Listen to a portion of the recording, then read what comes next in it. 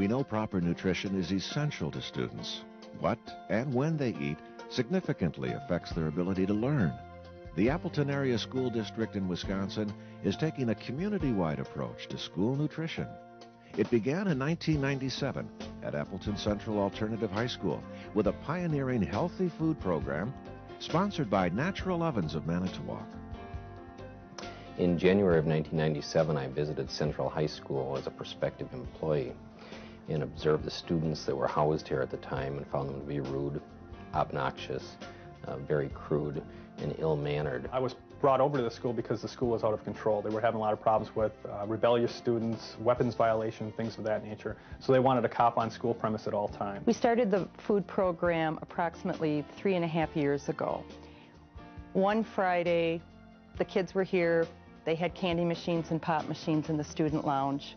The following Monday, they came to school and they were greeted by water coolers and healthy bagels and energy drink for breakfast. Since we started the program, the Nutrition, the Natural Ovens program, with the complete diet, the balanced diet, I have seen a total change in the students and the environment within the school. It's amazing. Now that I actually have a job here, I was hesitant once again to start and found that the atmosphere is entirely different. The students are calm, they're well behaved. I don't have to deal with the daily discipline issues, out-and-out disciplining of students. That just isn't an issue here. Every year, we are required to file a state report. On the state report, they include information regarding the number of dropouts, expulsions, drugs, weapons, suicides. Since we've started this program, zeros is what I have had to report. It's a pretty nice report to fill out. I think they served as an inspiration in the rest of the district. And we found out that not only did it help those kids, but it helped all kids. So it wasn't just the kids in the alternative high school, it's kids in general. And the returning students are now the advocates for the program.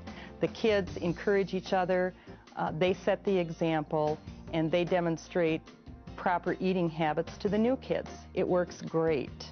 But when I have kids asking me, hey Dan, how much do you work out a week? What do you do here? What do you eat? Is this what you eat all the time? And it's almost like now the kids are interested. Well, physically I couldn't be able to run long distance. I couldn't be able to do flips or sports or work out is to my ability if I wasn't eating right. When I first came here, I really liked the food. It tastes good. It's hot, it's fresh. There's no preservatives in it. There's no too much seasoning, anything like that. It just helped a lot to have some people that put that much time and effort into your food. Students, teachers, and staff all notice students' improved attitude. From a social work standpoint, I think it's made my job easier because we don't have the angry outbursts that we're dealing with, so instead we get to deal with the real issues that are underlying and causing some of the problems and the concerns in our kids' lives. And I think it's easier to talk to kids today than it was a few years ago before we started the program, before the kids were getting the basic nutrition in their diet. It's the education process that they're receiving, they're feeling worthwhile about themselves over here, or it's the food that they're receiving, or it's a combination of all three. I like the all three put together because their kids are a lot more productive than they've ever been in their lives. Now that I concentrate, I think it is easier to get along with people because now I'm paying attention to what they have to say and just not worrying about what I need to say to them. Our biggest problems right now at this school are parking in the parking lot and student tardiness. I don't have the disruptions in class or the difficulties with student behavior that perhaps I experienced 4 years ago before we started the food program. Let's take a look at the things that kids are consuming during the day. Sometimes the parents know what they're doing. Other times they have no idea how much they're consuming of these kinds of junk foods, fast foods, that are doing very definite harm to their bodies. Start with breakfast. Quick, toaster-type breakfast, loaded with sugar, the artificially flavored cereals, the donuts, the icing, the candy bars that they consume throughout the day. The artificial coloring, appetite stimulants again, causing them to overeat. The things that are supposed to look like fruit, and yet they're practically all sugar. The pizza loaded with fat. Then you have the burgers, the French fries, the hot dogs, the chips, partially hydrogenated, trans fats that are plugging the arteries of children as early as age 3. The soda, the sugar, 56 teaspoons at least in this 2-liter bottle, which some kids consume in one day's time. Again, the artificial colorings and flavorings, the diet soda, the artificial sweeteners, known to cause headaches, known to cause behavior problems. How can we expect our children to function well, to learn at their best, and to behave when they're being fed this kind of junk? A lot of these kids, when we first asked them, what did you have for breakfast today? You'd be surprised that 90% of them had absolutely nothing, and we were at lunchtime already. So they've had no breakfast, no lunch, and they're trying to be productive people without anything in their system at all. If you've been guzzling Mountain Dew and eating chips and you're flying all over the place, I don't think you're going to pick up a whole lot in class. Healthy food has had more of an impact than we thought. We believed that it would help settle the kids down, which it has done, but I think we were surprised the impact it's had on academic learning. Good, healthy food that helps you function pretty much. If you're going for a big test, you want to eat right. Let's take a look at the kinds of foods children should be eating, the fresh whole grain foods, to start the morning, to get that energy going so that they feel good and they're alert throughout the day. Whole grain cereals, nice good proteins, fresh fruit, the whole grain breads, whole grain muffins, bagels, great granola bars, the wonderful omega-3 that gets the brain going for the whole day, keeps sustained energy. For lunch, let's keep them going with the fresh whole foods, the salads, the wonderful combinations of the leafy greens, the vegetables, the good soups that make them feel so good. See the vibrance, the liveness of the foods, the juice, real 100% juice, the real thing, water, at least 8 glasses of water a day to keep the brain functioning. If the brain is made of 85% water and it's down 2%, the kids can't think, they can't respond properly. Add to this the exercise, and you have a bright, lively, energetic, well-behaved child. We all know that children can only perform their best, learn their best, and behave their best when they're well nourished. These are the kinds of foods your child should be consuming. Personally, I think I've been able to demand more academically from my students over the last few years than I could when we first opened the school without the nutrition program. I use all of the minutes in the class period for instruction. At Appleton Central, they led the way on more water, healthier food, healthier eating, and then when we put the Johnston Elementary School, where there was better eating coupled with exercise, we pretty much approached it from the oldest students and the youngest. Education for Healthy Kids was born out of a concern for the smoking tobacco and those type of issues, and so they said if we started early in kindergarten 1, 2, could we make a difference and a change in some of the behaviors for the students.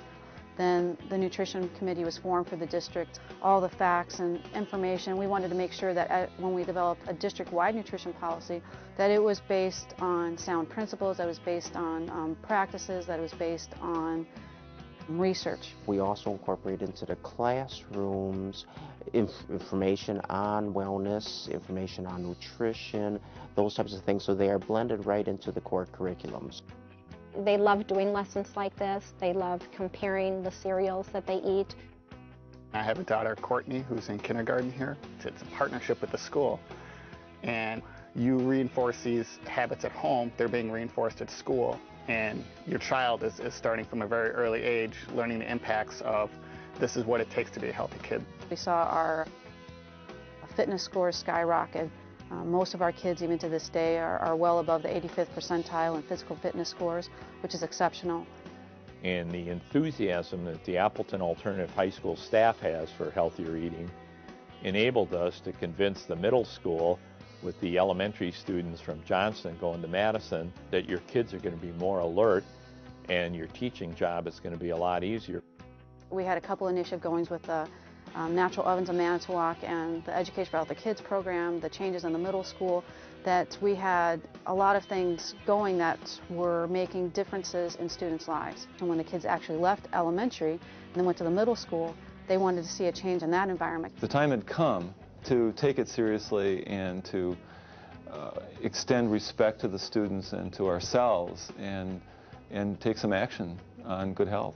It certainly helps our cause in having the students from Johnston coming up, because they've been introduced to the topics, really grabs hold with them, and it helps them to reinforce some things with their classmates, which is coming from their classmates as opposed to coming from me, the principal, or from the other adults in the building, or from their parents.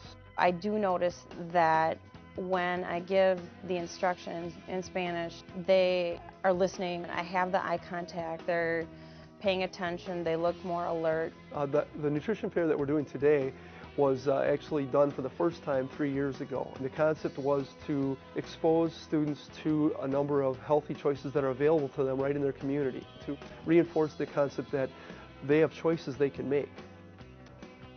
Now that the district has a nutrition policy in place, I think it's become very helpful that the kids that are coming from here are going to East and probably have helped the student body there become more accepting of some of the policies that have gone into place there. When this first came about, that we were going to be moving to getting rid of the soda and changing our nutrition policy, I was very much against it, because I think that at the high school level it's different from the elementary, it's different from the middle, because we're trying to prepare students to make good choices for themselves after high school. It's good to have kids starting to eat healthy and stuff and worry more about their nutrition, because in the long run that's going to pay off. Obviously, you eat healthy your whole life, you'll probably live a lot longer than if you eat junk food the whole time. I notice in conference time, a lot of parents will say, you know, that nutrition unit is really making a difference. But I think we are a progressive district, and we've had this nutrition policy developing at some of our elementary and middle level schools, and it didn't really make its way up to the high school until this year. That really came about because of some specific parents that saw a need for us to do something about our nutrition policy.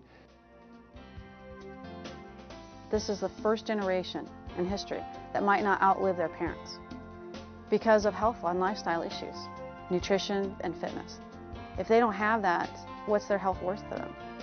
It's a connection that when we started the healthier foods in the alternative high school, and we noticed that all of a sudden the attendance rate had gone way up.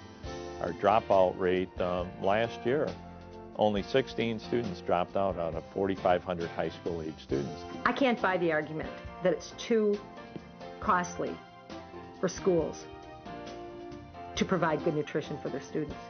I found that one cost will reduce another. I don't have the vandalism. I don't have the litter.